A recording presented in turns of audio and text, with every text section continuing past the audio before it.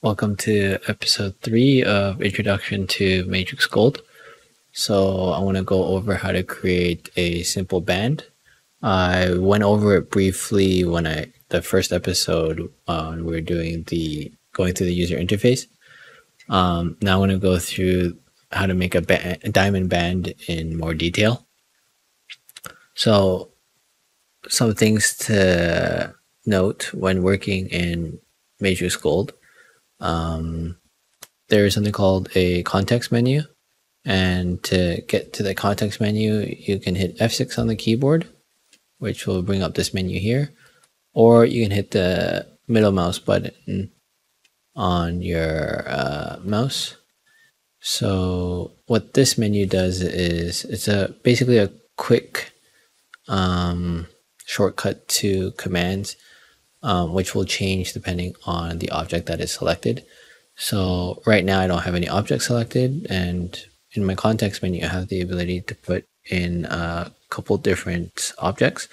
So the one that we would use is ring rail, and here to the right we have the dynamic commands, and if the object is a dynamic object, you'll see it in the dynamic command list here. So right now ring rail is what is a tool that is active, and I can change the finger size here. So let's say I want it size 4. If I'm happy with that, I can hit enter. Now I'm going to bring back the context menu again. So I'm going to click on the left click on the object, and I'm going to hit F6. F6, and then it's going to bring back the context menu. And if you notice, the context menu did change.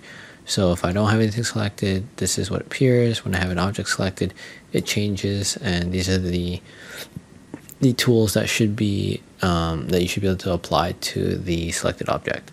So I'm going to add a profile placer, and the profile placer is what's going to give the shape of the ring. So we had a ring rail which gives the finger size, and the profile here will give you the shape. So right now this is basically going to be a piped band or a round band, and here I can type the profile width and here the profile height.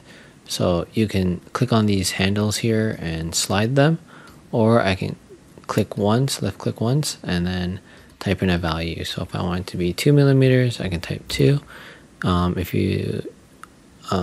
When doing this, you have to take in consideration manufacturing. So I may, instead of doing 2 millimeters, I might do 2.2. So that way when you manufacture, you cast, polish, once it's finished, it'll be 2 millimeters. But before that, in the wax, you kind of want it to be a bit thicker. So 2.2 is probably what I'm going to do. Enter, and then here I'm going to type probably 2 millimeters. So it'll finish off at 1.8, let's say, and then click here where it says profile, and then I can change the profile shape. So instead of a round band, maybe I'll do a band that's number 31. So what this one is, it's a comfort fit. So looking at the bottom of the shape here, it's rounded. So this is the inside of the finger rail. So this will be comfort fit with straight walls and a dome top. So if I hit select and then enter to apply, so now in the dynamic commands I have two commands here. So one is the ring rail, one is profile placer. If I need to adjust anything, I can click edit on the, let's say the ring rail. Instead of size 4, I want this to be a size 6. Enter. So now it's a size 6, and the profile placer will adjust accordingly. Now to create the band, I'm simply going to click the ring rail, F6, or get into the context menu, sweep 1, and then in the command line it'll say select profiles. So select the profile, and then again it'll say press enter when done. Enter, and now it's swept it. Now there's more options here in the dynamic commands. Right now it's already closed, I don't need to flip it, so enter to complete. And that is our first band. Now if you need to do any adjustments to it, I can go here. So let's say I want to change the width and height of this band, I can go to edit on the profile placer. I can go here and I can slide the toggles. So if I want it wider, if I want it thinner, I can adjust it here. Or you can go to the dynamic commands, look for the profile width and profile height, and then I can adjust the profile width and profile height here using these handles.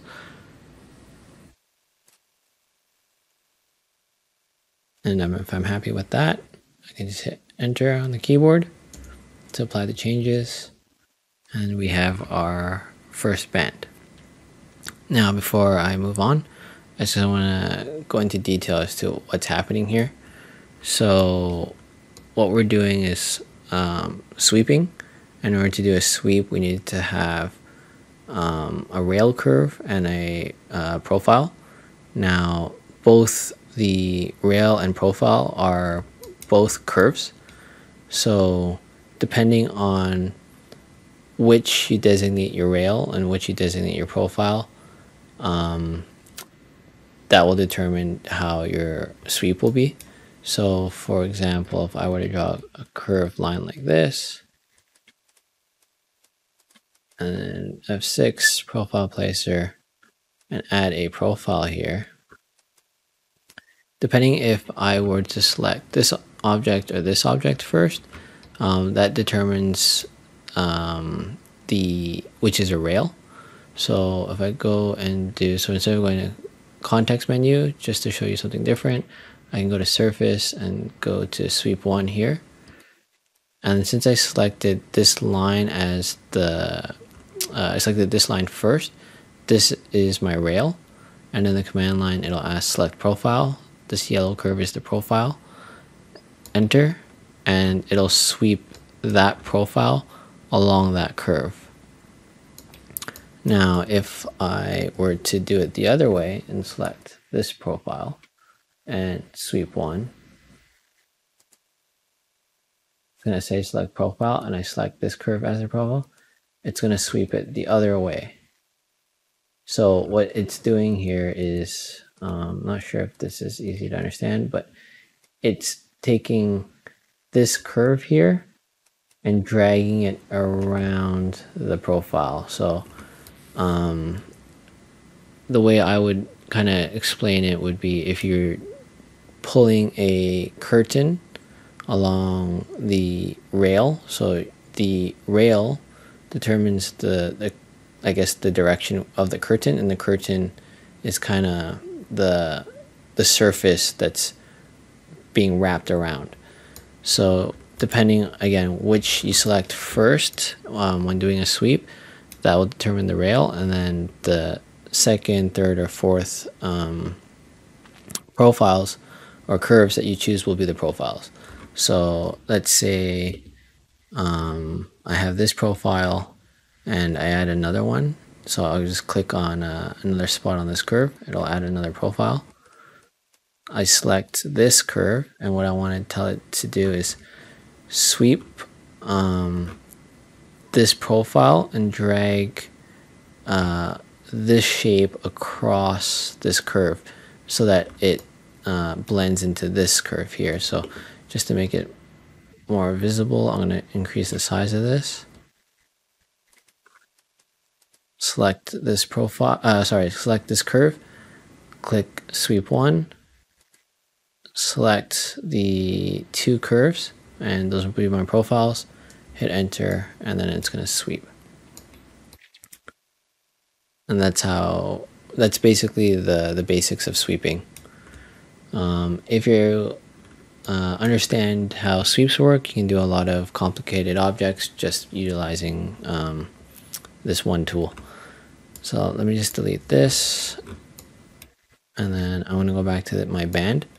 I'm going to delete this sweep. So just to add some more complexity to this, I'm going to click on my profile, go to edit here in dynamic commands, and like I did with that other curve, I'm going to add one more profile at the bottom. And here it says profile position. I just want to make sure it's at 0.5. So if I hold shift on the keyboard, it'll snap. So now that's locked to 0.5, and then I'm going to click on the top profile to select it. I'm going to click on the white dot, Now I've selected it, and then I'm just going to make this slightly wider at the top. So enter when done.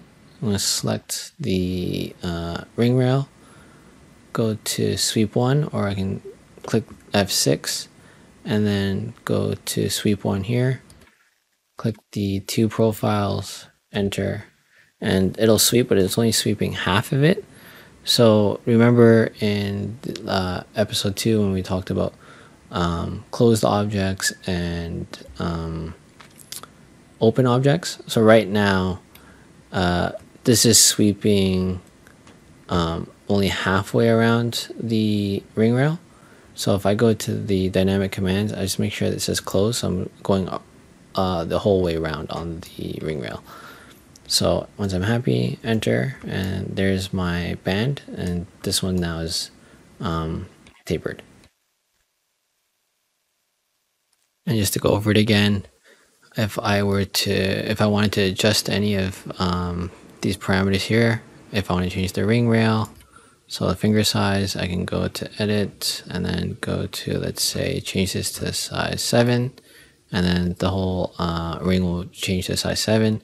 If I go to the profile placer, click edit, the top profile is selected, so I can make this thinner. I can make it slightly thicker at the top. I can change the profile. So I showed earlier to click this profile here. If you can also go to the dynamic commands, click the profile image here, and then change the profile shape, and then that will change the sweep.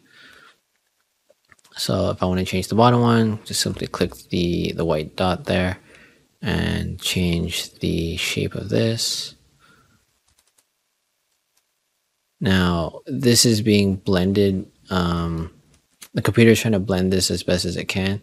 So sometimes the blends work well, sometimes they don't. So you're gonna have to play with it. The more similar the profile, the better the blends are. If they're too different, sometimes it doesn't blend it too well. So this one's not bad. So if I want to make it thinner here, like that, if I'm happy with that, again, just hit enter, and there's my band. Now to add diamonds to this band, I'm just going to change the profile shapes just to make this more simple. So I'm going to select this, edit. I may just go here, delete this profile. Now I just only have one profile, and then change the shape to 2. Change the height. So let's do 2 millimeters, and then the width. Since I'm going to do a channel set band, I'll make this 4.3. Once I'm happy, hit enter, and then that's the band we're going to work with. To add diamonds, you're going to need to select the band, go into the context menu, and do something called extract iso curve from surface. As you can see here, this has the lightning bolt, meaning this is dynamic. So I'm going to click on that, and it's going to add a curve here. So this yellow curve is the extracted iso curve, and I'm going to drag that to the center. So if you notice when I'm dragging this, where it says position on surface, I want the V to be 0.5, so that's the center. The U doesn't matter. So once I get the V position correct, I'm going to hit enter, and then I'll have my profile. Another thing, I've been using the context menu just because it's faster. If you do want to look for these tools in the ribbon bar, you can. So if you look at it here, the extract iso curve is got this yellow box beside it. So the yellow is relative to the colors here at the top in the ribbon bar. So yellow for curves, so just go to curves and you'll find the extract iso curve here. So just in case, if you're following this video and you go to the context menu and you can't find that here, sometimes it won't appear, you can just go to the curve menu and hit extract iso curve, and then it'll create the ISO curve on the surface. So just make sure you select the surface first and then click extract ISO curve. Now that I have the ISO curve, now I can click on the curve again, and instead of context menu, so I'm just going to show. So if I go to gems, there's an option here called gems on curve. So right here, I'm going to click on that, and then it's going to apply gems onto my curve. I'm going to do a eternity band. So to create an eternity band, the gems on curve has a start position and a end position. I'm just going to drag one of the two so that they meet. So the end position, I'm just going to drag it to the start position. Just make sure it's as close as you can get it, and therefore it'll go all the way around. If it's not as close as it should, you might have a gap here, and then that's not going to be an eternity band. So let's bring this back as close as possible. I'm going to make this a channel set band with prongs, or I guess you can also call it bead set. Now that I've got the gems here, I need to drop the gems down. So before I do that, just checking the gem size. So right now the gem size is 1.3. I'm going to increase the gem size to, let's say, 2 millimeters. And then again, I'm going to bring this down. So to drop the gems below the surface, if I go to my dynamic commands, I'm just going to close this first. And then scroll down here, and it says gem placement. I'm going to make sure it says gem placement method table. Right now it's set to girdle. What that means is, since this is gem on curve, the gems are lined up to the curve, and right now the placement is based off the girdle. I want to change that to table. So now the gems table is lined up to the curve. So that will place it down into the band. And then since I'm happy with that, I'm going to hit enter to apply that. Next, I'm going to just drag this up. Next, I'm going to create a channel, and I'm going to select the gems, go to context menu, and then I'm going to go to channel builder, and it's going to create my channel. I can't see what's happening really right now, but I can go to ghosted. Oh, sorry. Let's hit enter first. Go to ghosted. Now I can see inside. I'm going to click the channel, go to dynamic commands, edit. So then now I can see the depth and the width.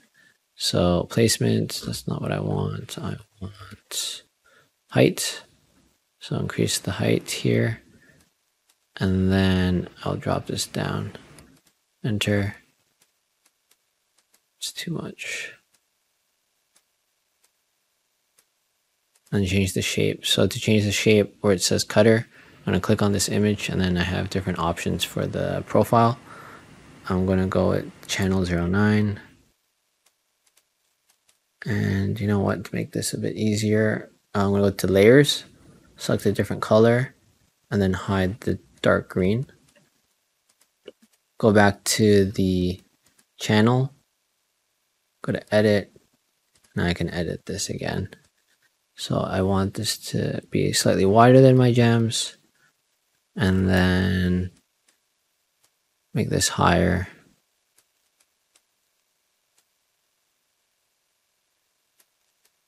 So I think something like that.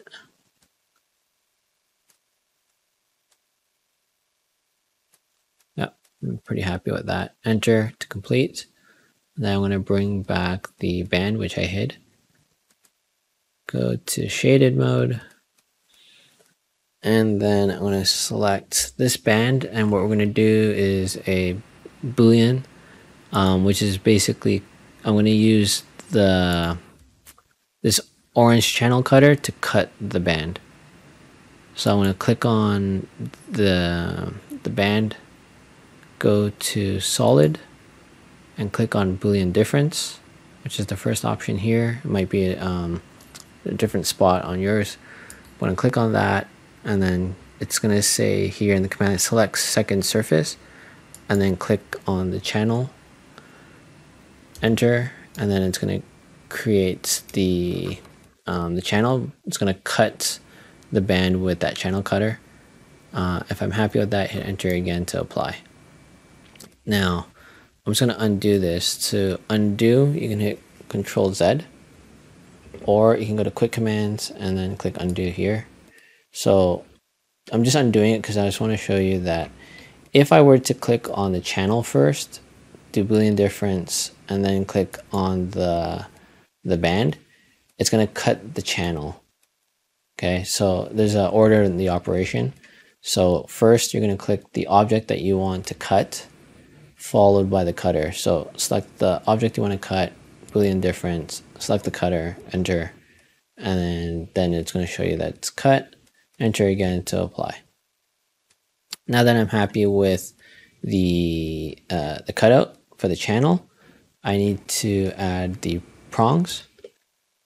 So I'm going to select the gems, F6, and then do prong placer. And it's going to add the prongs. So these prongs are slightly small.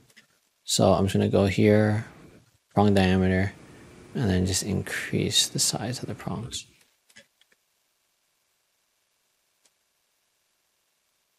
Height offset, so I'm just going to raise it.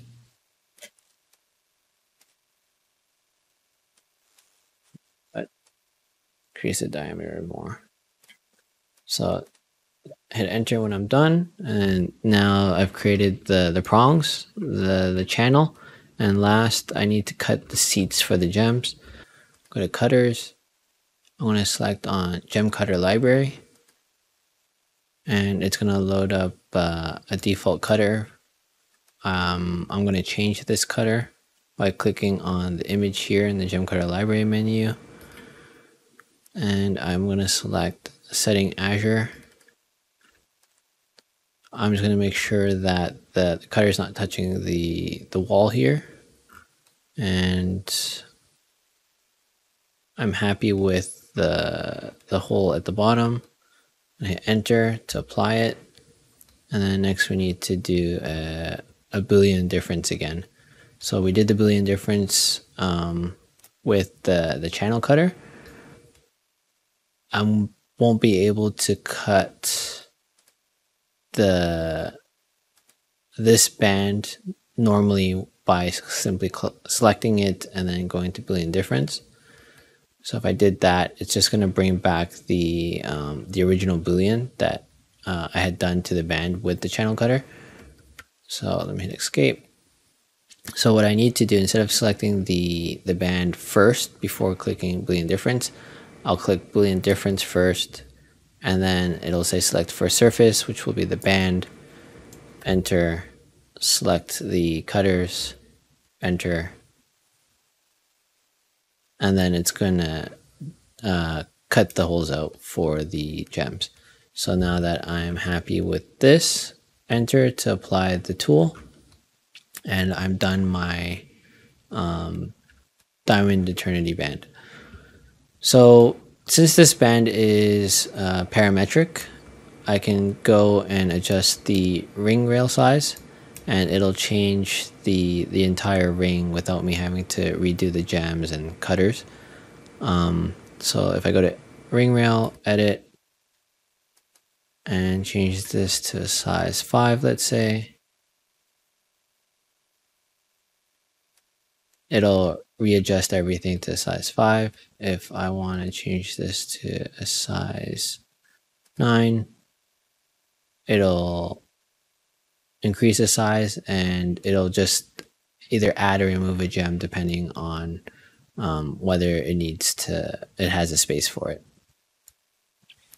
If I'm happy with this, enter again, and then I'll apply all the changes.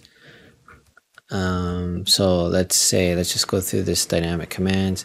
If I want to change the profile shape, I can go to profile placer, click edit, go to the profile shape here, and then change the shape of the profile. So let's say I want it to be a comfort fit band.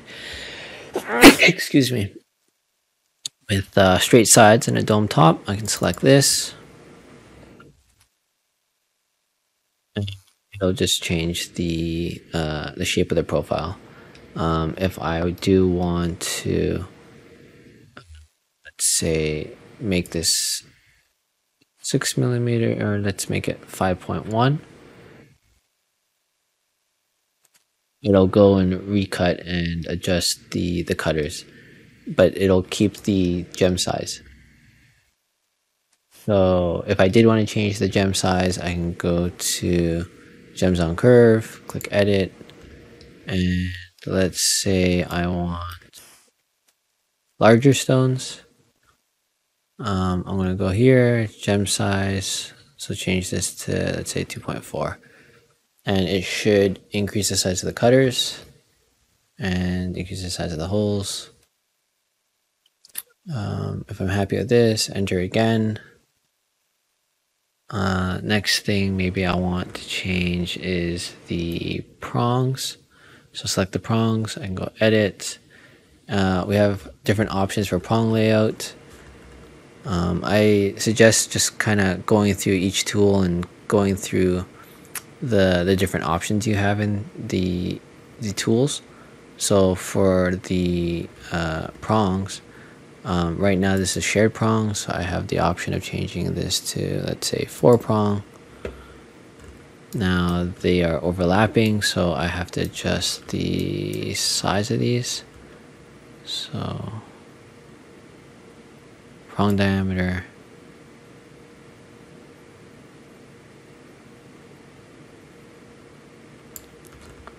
So if I'm happy with that, enter, and voila.